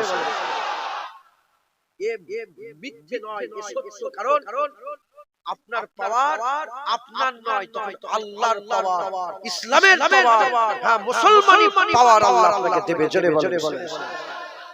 আজ মুসলমান আমরা পাট্টা খুলে দিয়েছি, পাট্টা খুলে দিয়ে যে যার মতন করে দিচ্ছি। ও একরকম করছে, ও একরকম করছে, জুনায়েদের বাপ একরকম, জুনায়েদ কেউ কাউকে পরোয়া করে না। হুজুর বলেছে মুমিনের উদাহরণ দড়ি পড়া উটের মতো, আমরা পাট্টা খুলে দিয়ে যে যার মতন করে চলছি। কেউ কথা ঠিক না বেঠিক? হ্যাঁ, সারা রাত জেগে আছে, মোবাইল ধরছে, ঠিক ফজরের আযান হচ্ছে মোবাইল থেকে রেখে মুসলমান কি করে আমরা সম্মান লাভ করব? কি করে আমরা দুনিয়া আখিরাতে ইজ্জত পাবো? আযান হচ্ছে, আমরা জেনা মোবাইলে হুজুর পাক বলছে আযান হলে চুপ হয়ে যাও, তাহলে 20 বছরের কবুল ইবাদত নষ্ট হয়ে যাবে। আমরা ওই সময় বাজে কথা বলছি। হ্যাঁ মুসলমান আল্লাহ মাফ করে, আল্লাহ মাফ করে। ডাকছি, যেদিকে আপনাকে নিয়ে যাচ্ছি, যে কথাগুলো বলছি শুনেন, আমল করবেন, বলেন ইনশাআল্লাহ। পুরা কনসেপ্ট ক্লিয়ার হয়ে যাবে, ঘুরে যাবেন ইনশাআল্লাহ। আমি যে কথাগুলো আমি বলছি যদি আপনি আমল করেন, আল্লাহ পাক বলেন মুমিন হচ্ছে তারা যারা নিজের জানের থেকেও আমরা জানের থেকে বেশি কাকে ভালোবাসবো? জোরে বলেন। ছেলে পুলে, বিবি, বাল বাচ্চা, আত্মীয় স্বজন, যা সবচেয়ে বেশি কাকে ভালোবাসবো? আল্লাহ বলছে আল্লাযিনা আমানু আশাদ্দু হুব্বান লিল্লাহ। এ মুমিন, তোমরা আল্লাহকে সবচেয়ে বেশি ভালোবাসো। হুকুম আল্লাহ কাকে দিলেন? মুমিন। ইয়া আইয়ুহান নাস বলে আল্লাযিনা আমানু, মুমিনকে বলছে তোমরা আল্লাহকে আশাদ্দু হুব্বান লিল্লাহ, কঠিন ভাবে মহব্বত করো। আল্লাহ পাক বলছেন মুমিন হচ্ছে তারা যারা আল্লাহকে সবচেয়ে বেশি মহব্বত করে। কেমন আসাদ বলে আল্লাহ ক্লিয়ার করে দিয়েছে, ওয়াজে করে দিয়েছে যে জানের থেকে বেশি আল্লাহকে মহব্বত করে। যারা জানের থেকে বেশি আল্লাহকে মহব্বত করে তারা কি বলে? মুমিন। মুসলমানের ছেলেরা, এর বেদমুদিরা আল্লাহ পাক তিনি কুরআন শরীফে আমাদের কথা বললেন। আল্লাহ পাক তিনি কুরআন শরীফে আমাদের কথা বললেন মুমিন হচ্ছে তারা যারা জানের থেকে বেশি আল্লাহকে মহব্বত করে। এবার হুজুর পাক সাল্লাল্লাহু আলাইহি ওয়াসাল্লামকে জিজ্ঞাসা করা হলো, ইয়া রাসূলুল্লাহ, ইয়া হাবিবাল্লাহ, মুমিন কারা? ইয়া রাসূলুল্লাহ, ইয়া হাবিবাল্লাহ, হুজুর মুমিন কারা? হুজুর পাক সাল্লাল্লাহু আলাইহি ওয়াসাল্লামকে যখন জিজ্ঞাসা করা হলো, হুজুর পাক সাল্লাল্লাহু আলাইহি ওয়াসাল্লাম মুমিনের উদাহরণ দিয়ে বুখারী শরীফের হাদিসের মধ্যে বর্ণনা হচ্ছে, হুজুর পাক সাল্লাল্লাহু আলাইহি ওয়াসাল্লাম বলছেন লা ইউমিনু আহাদুকুম হাত্তা আকুনা হাব্বা ইলাইহি মিন ওয়ালিদিহি ওয়া ওয়ালাদিহি ওয়ান নাসি আজমাইন। অন্য রিওয়ায়াতে মিন নাফসির কথা বলা হয়েছে। হুজুর পাক সাল্লাল্লাহু আলাইহি ওয়াসাল্লাম বলছেন মুমিন কারা? হুজুর বলছেন লা ইউমিনু আহাদুকুম, কেউ একজন মুমিন হতে পারবে না, কেউ একজন মুমিন হতে পারবে না হাত্তা আকুনা হাব্বা ইলাইহি, যতক্ষণ না সে ভালোবাসে আমাকে, ওয়ালিদিহি ওয়া ওয়ালাদিহি, তার ছেলে পেলে, তার বাপ মা, ওয়ান নাসি আজমাইন, এবং সমস্ত মানুষের থেকে বেশি। এমনকি মিন নাফসি বলা হয়েছে কথা, এমনকি নিজের জানের থেকে বেশি নবীকে না মহব্বত করলে কেউ একজন মুমিন হতে পারবে না। আল্লাহ সারাসার বর্ণনা করলেন মুমিন হতে গেলে মুমিনরা আল্লাহকে জানের থেকে বেশি মহব্বত করে, মুমিনরা আল্লাহকে জানের থেকে বেশি মহব্বত করে। মুমিন কারা? যারা আল্লাহকে জানের থেকে বেশি মহব্বত করে। আর হুজুর পাকও কনসেপ্ট ক্লিয়ার করে বলে দিলেন, সারাসার বর্ণনা করলেন যে মুমিন হচ্ছে তারা যারা নবী পাককে জানের থেকেও বেশি মহব্বত করে।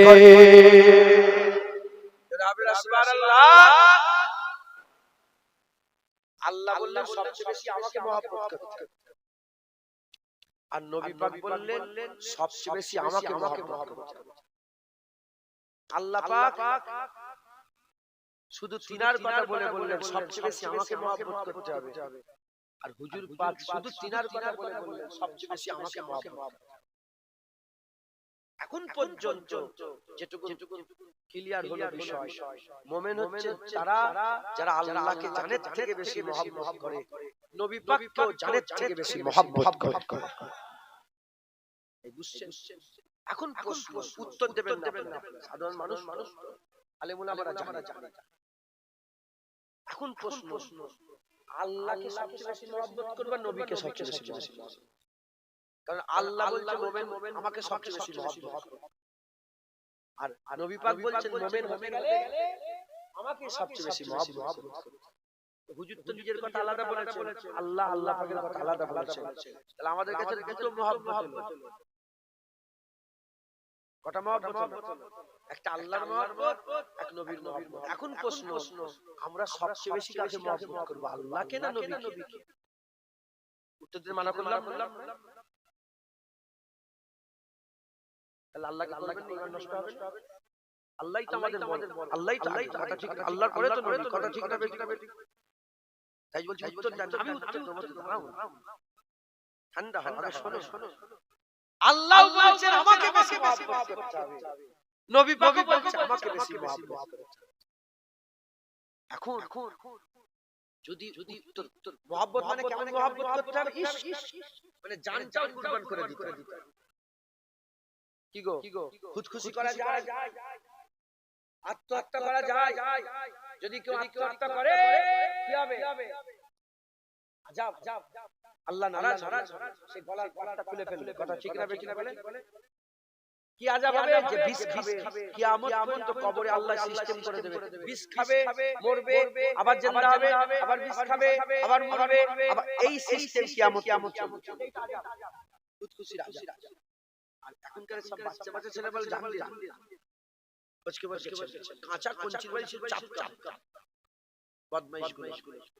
অনেক ছেলেরা, আমাকে অনেক ছেলে বলে আমার ছেলে শুধু মরে যায়, আর বাপ মনে করে কি হলো রে? না কাঁচা কঞ্চি কেটে নিয়ে এসে, আর যেমন উস্তাদের আগে মারতো ছাত্র ওইরকম মারতো যেন প্যাকাল লাগবে। আল্লাহ মাফ করুন। খবরদার, মুসলমান কোনদিন নিজেকে খুশি করতে পারে? এই মুসলমান নিজের জান নিজে নিতে পারে, কিন্তু প্রশ্ন কেন? জান তো আমার, আমি নেব, অসুবিধা কি? জান তো আমার, আমি নিজের জান নিজে নেব, এটা অসুবিধা কোথায়? অসুবিধা এখানে, কারণ জান আমাদের নয়, জান আল্লাহর রাসূলের। কারণ আল্লাহর রাসূলের জন্য জান দেয়া যাবে, আর কারোর জন্য জান দেওয়া যাবে না। আল্লাহর রাসূলের জন্য জান। মুসলমানের ছেলেরা, হে নবীর উম্মতিরা, আল্লাহ পাক কোরআন শরীফের মধ্যে বলছে আশাদ্দু হুব্বাল্লাহ, হলো মুমিন যারা তারা আল্লাহকে সবচেয়ে কঠিন ভাবে মহব্বত করে, মানে জান কুরবান করে দেয় আল্লাহর জন্য, নিজের জানকে কুরবান করে দেয় আল্লাহর জন্য। আর হুজুর পাক বলছে মুমিন যারা সবচেয়ে থেকে বেশি, এমন নিজের জানের থেকে বেশি নবীকে মহব্বত করে, আমার নবী পাককে ভালোবাসে, আমার নবী পাককে প্যার করে, তাই নবী বলছে মুমিন হচ্ছে তারা যারা আমাকে সবচেয়ে বেশি ভালোবাসে, আর আমার আল্লাহ পাক বলছে মুমিনরা আল্লাহকে সবচেয়ে বেশি ভালোবাসে, জান কুরবান করে দেয়। এখন প্রশ্ন, আমরা নবীকে আগে বেশি ভালোবাসবো না আল্লাহকে ভালোবাসবো? যদি উত্তর খুঁজতে চান, এই হাদিস পাকের মধ্যে, এই কোরআন শরীফের আয়াতের মধ্যে আল্লাহ উত্তর বলে দিয়েছেন। আল্লাহ পাক বলে দিয়েছেন কি? আল্লাহ পাক বলছেন আল্লাযীনা আমানু আশাদ্দু হুব্বান লিল্লাহ, ঈমানওয়ালা মুমিন যারা তোমরা আল্লাহকে কঠিনভাবে মহব্বত করো। আল্লাহ হুকুম দিলেন কাকে? আল্লাহ হুকুম দিলেন কাকে? আল্লাহ হুকুম দিলেন মুমিনকে, কাফেরকে বলে না, মুশরিককে বলে না, মুনাফিককে বলে না, অন্য কোন ধর্মের লোককে বলে না। আল্লাহ বলছে হে মুমিন আল্লাহকে তুমি কঠিনভাবে মহব্বত করো, তার মানে আল্লাহকে কাফের কোনদিন মহব্বত করতে পারবে না, আল্লাহকে মুনাফিক কোনদিন মহব্বত করতে পারবে না, আল্লাহকে মুশরিক কোনদিন মহব্বত করতে পারবে না। আল্লাহকে মহব্বত করতে গেলে শর্ত হচ্ছে আল্লাযীনা আমানু, মুমিনরা আল্লাহকে মহব্বত করবে। যদি আপনারা মুমিন হন, মুমিনরা আল্লাহকে মহব্বত করতে পারে, অন্য কেউ মহব্বত করতে পারে না। তাহলে কি বুঝলেন? আল্লাহকে কারা মহব্বত করে? আল্লাহকে মুমিনরা মহব্বত করে, আল্লাহকে মুমিনরা মহব্বত করে। এবার হুজুর পাকের হাদিস পাকের দিকে আসে, হুজুর পাক বলছেন লা ইউমিনু আহাদুকুম, আহাদুকুম মানে হচ্ছে একটা, আহাদুকুম মানে হচ্ছে আহাদ মানে হচ্ছে এক, আহাদুকুম লা ইউমিনু আহাদুকুম, কেউ একজন মুমিন হতে পারবে না, কেউ একজন মুমিন হতে পারবে না, মানে একজনও মুমিন হতে পারবেই না যতক্ষণ না সে সবচেয়ে বেশি নবীকে মহব্বত করছে। তাহলে মুসলমান কি হলো? আমরা যদি মুমিন হই তারপরে আল্লাহকে মহব্বত করার সুযোগ পাবো, আর মুমিন যদি হতে চায় নবীকে মহব্বত করতে হবে। যারা নবীকে মহব্বত করবে তারা মুমিন হয়ে যাবে, আর যারা মুমিন হয়ে যাবে তারা আল্লাহকে মহব্বত করবে। হবে না? সুবহানাল্লাহ। বুঝলেন? মুমিন হতে গেলে হুজুর পাক বলেন লা ইউমিনু আহাদুকুম, কেউ মুমিন হতে পারবেই না। আর আল্লাহ তো আল্লাহ যিনি আমাদের মানে মুমিন হয়ে গেছে, ওখানে মুমিন হয়ে গেছে, আর এখানে কেউ মুমিন হতে পারবেই না যতক্ষণ না সে নবীকে মহব্বত করছে। তার বাপ মা, তার ছেলে পুলে, সমস্ত মানুষ, এমনকি নিজের জানের থেকে মানে নবীর সাথে ইশক না করলে সে মুমিন হতে পারবেই না। ইশকে মুস্তাফা তাকে ঈমানের নূর দেবে, আর ঈমানের নূর পেয়ে গেলে সে আল্লাহকে মহব্বত করার সুযোগ পেয়ে যাবে। জোরে জোরে বলেন আর কি জোরে হবে না? সুবহানাল্লাহ। মুমিন হচ্ছে আল্লাহর রাসূল, আল্লাহর রাসূলকে যারা নিজের জানের থেকে বেশি মহব্বত করে তারা কি? যদি বলেন তারা মুমিন। তাহলে আমরাও যদি ঈমান ওয়ালা হতে পারি, আমরা যদি ঈমান ওয়ালা হতে চাই, প্রত্যেককে আল্লাহর রাসূলকে জানের থেকে বেশি মহব্বত করতে হবে। বলেন ইনশাআল্লাহ। একদিকে আল্লাহর রাসূল আছেন, আর একদিকে 50 কোটি টাকা আছে, কি করবে? বলো বলো বলো। যে টাকা লাই তাহলে কি হবে? বুঝতে পারছো? নেবে লাও। আমি বললাম কারো কোমরে দড়ি বাঁধা নেই।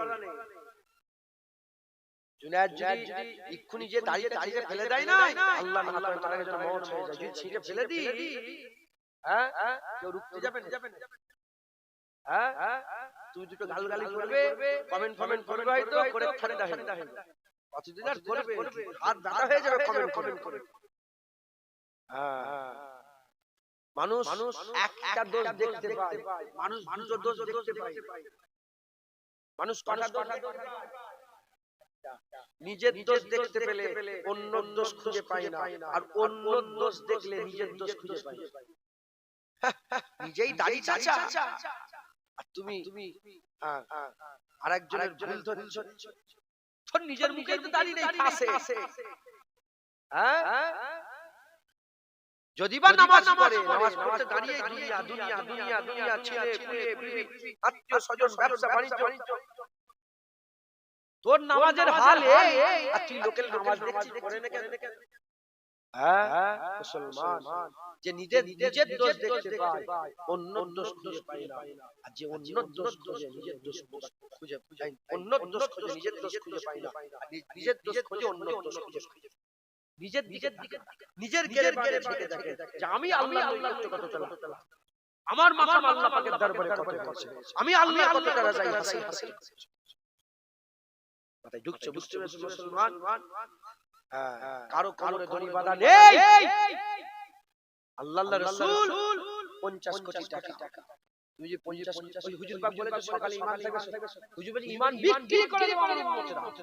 কেউ 50 লাখে, কেউ 50 কোটিতে, কেউ 10,000 কোটিতে, কেউ 1,000, কেউ 5,000, কেউ 500, কেউ 200, কেউ 50, কেউ 1 লাখ, কেউ 2 লাখ, কেউ আর গ্রামের আম মাওলানা মুরব্বিরা 500 টাকা ঈমান বিক্রি করবে। কেন ভুল দেবে? আপনি জানেন কত বউ তালাক হয়ে গেছে ভুল ফতোয়া দিয়ে এখনো ঝুলিয়ে রেখে দিয়েছে, জানেন না? বেশি হয়। আর মুলি সাহেব বলে 10,000 টাকা দেন, আমি ঠিক ফতোয়া দিয়ে দেন। ওর বাপের ফতোয়া, যখন ফতোয়া দিচ্ছে হারামটাকে হালাল করছে, জেনে রেখে দেবেন ওর গলার পাটটা খুলে রেখে দিয়ে তারপরে বেঈমান হয়ে গেছে। কথা ঠিক না বেঈমান? হ্যাঁ, খুব সাবধান। একদিকে দুনিয়া, একদিকে আল্লাহ। যদি আপনাকে দুটোর মধ্যে একটা চুজ করতে হয়, কি করবে? মুসলমানের ছেলেরা, এর বিরোধিতা বুঝতেই তো পারছেন না। উদাহরণ স্বরূপ বলে দিয়ে যায়, জান আর আল্লাহ, আল্লাহ রাসূল, জান আর আল্লাহ। আমি উদাহরণ স্বরূপ বলছি, একদিকে আল্লাহ, একদিকে জান। আপনার মাঝখানে যখন আপনি মাঝখানে দাঁড়িয়ে আছেন, হয় জান দিতে হবে, নালে আল্লাহকে নিতে হবে।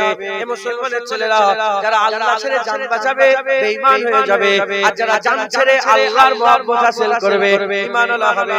হযরত ইব্রাহিম খলিলুল্লাহর জন্য আগুন তৈরি হয়ে গেল, ইব্রাহিম খলিলুল্লাহর জন্য আগুন তৈরি হয়ে গেল। ইব্রাহিম খলিলুল্লাহকে আগুনে ছুঁড়ে দেওয়া হলো।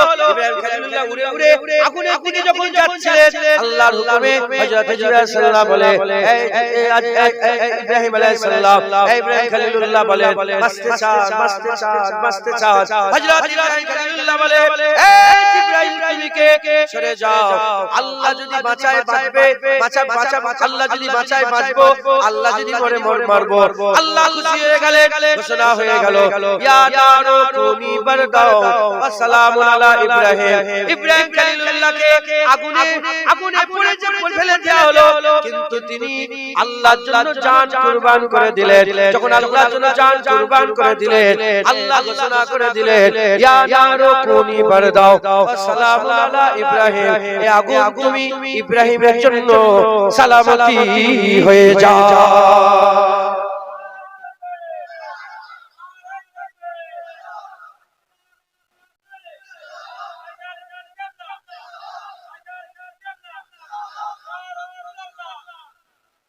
মুসলমান বুঝছেন আপনারা? জান আর আল্লাহ। ইব্রাহিম খলিলুল্লাহ জান ছেড়ে দিলেন আল্লাহ জন্য। নিজের ছেলেকে জবাই করার কথা বললেন আল্লাহ, উনি ছেলের গলায় ছুরি চালালেন আল্লাহ ছাড়লেন। কথা ঠিক না বেঠিক? জান ছেলে কুরবান। নিজের স্ত্রী আর বাচ্চাকে বললেন, যাও মক্কা শরীফের পাহাড়ের মাঝখানে রেখে দিয়ে এসো। তিনি রেখে দিয়ে চলে এলেন। নিজের ছেলে আর স্ত্রীকে ছেড়ে দিলেন আল্লাহকে জবাই করলেন। ওরকম আমাদেরও সিচুয়েশন হবে। তোমার নিজের বাপ বলবে চলো খ্রিস্টান হয়ে যাবে, আল্লাহ না। কি করবে? খ্রিস্টান হয়ে যাবে বাপের কথায়, না বাপ ছেড়ে দিয়ে আল্লাহ ধরে রাখবে? আল্লাহ পাক কোরআন শরীফে বলেছেন, যারা আখিরাতের উপর বিশ্বাস রাখে তাদের সামনে যখন কেউ আল্লাহ রাসূলের বিরোধিতার কথাবার্তা বলে, সে তো তার বাপ হোক, তার মা হোক, তার পরিবারের লোকজন হোক, তারা তাদের সাথে দুশমনি করে, তাদের সাথে সমস্ত তাল্লুক সম্পর্ক ছেড়ে লা তাল্লুক হয়ে যায়, দুশমনি করে। মুসলমান আল্লাহর রাসূলকে মহব্বত করে। আল্লাহর রাসূলের মহব্বত আমাদের ঈমান। একবার জোরে বলে, আর কি জোরে হবে না? সুবহানাল্লাহ। দরুদ শরীফ আল্লাহুম্মা সাল্লি আলা।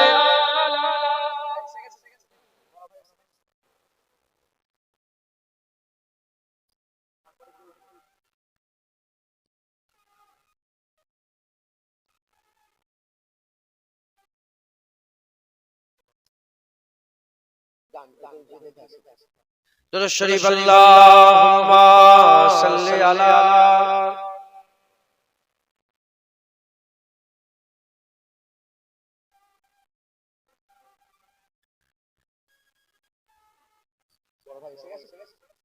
মাশাআল্লাহ আমার বড় ভাই এসেছেন, সকলে তাকবীর দেন, নারে তাকবীর, নারে তাকবীর। হিজবুল্লাহ, হিজবুল্লাহ, আহলে সুন্নাতুল জামাত, নারে তাকবীর।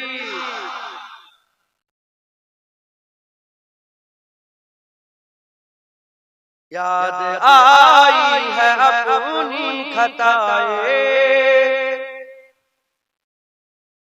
जब खुदा का ख्याल आ गया है। याद आई है अपनी खताएं, जब खुदा का ख्याल आ गया है। याद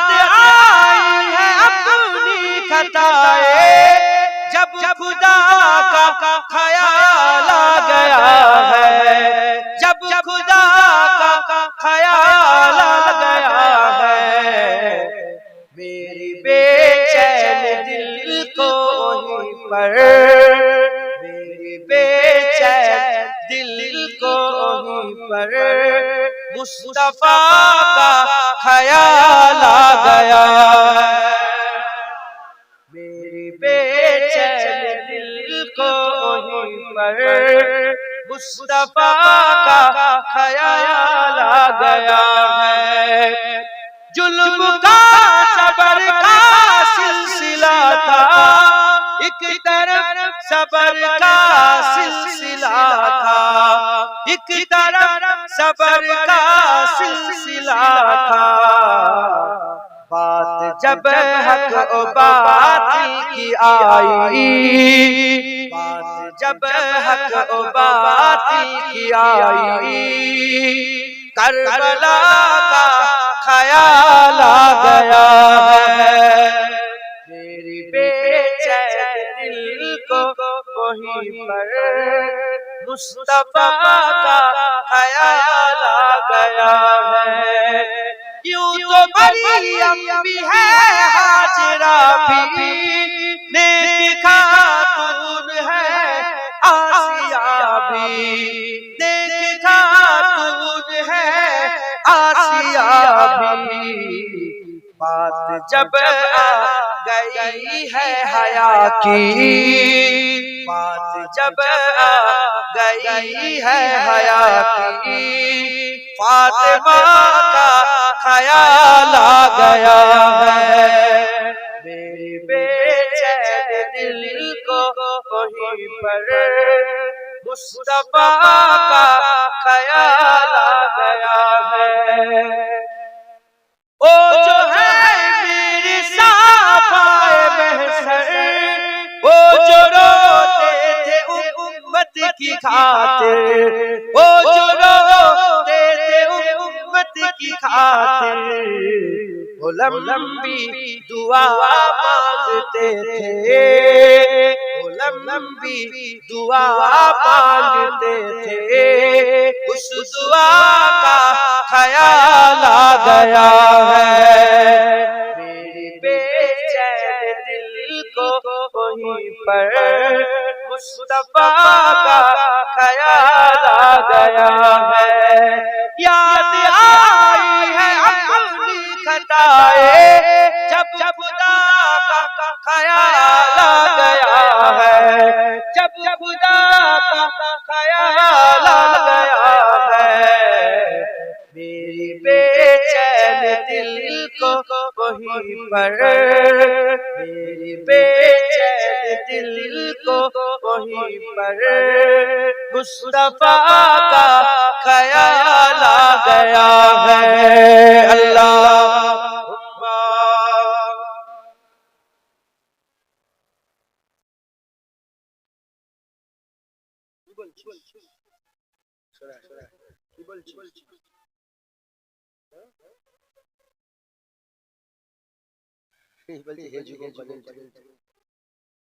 আমাদের ছিল এক সোনালী অতীত, দাঁড়িয়ে দিতাম সব জালিমের ভিড়, আইন ছিল শুধু ইনসাফেরই।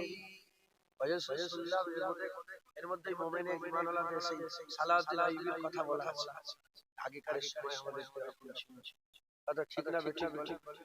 আমাদের ছিল এক সোনালী অতীত, দাঁড়িয়ে দিতাম সব জালিমেরই ভিড়। আইন ছিল শুধু ইনসাফেরই, জুলুম রুখে দিতে হতো না দেরি। আমাদের সে অতীত হারিয়ে গেছে, মজলুম আজ তাই কেঁদে মরে। হারিয়েছি যা তা কি পাবো ফিরে, তুমি না জাগলে তাকে ফিরাবে। ইয়া শাবাব ইস্তাইকিজ, ইয়া শাবাব ইস্তাইকিজ, হে যুবক জেগে ওঠো, হে যুবক জেগে ওঠো। আল্লাহ আল্লাহ আল্লাহ পাক দিয়ে হাদিস করিয়েছেন, উলামা বড় ভাই আসবেন ইনশাআল্লাহ। মুফতি সাহেব এসেছেন, আপনার সঙ্গে অন্য শেয়ার করবেন। আমি নগণ্য গুনাহগার দু এক কথা বললাম। আমার আলোচনায় কারো মনে যদি একটা কষ্ট পেয়েছে মাফ করুন।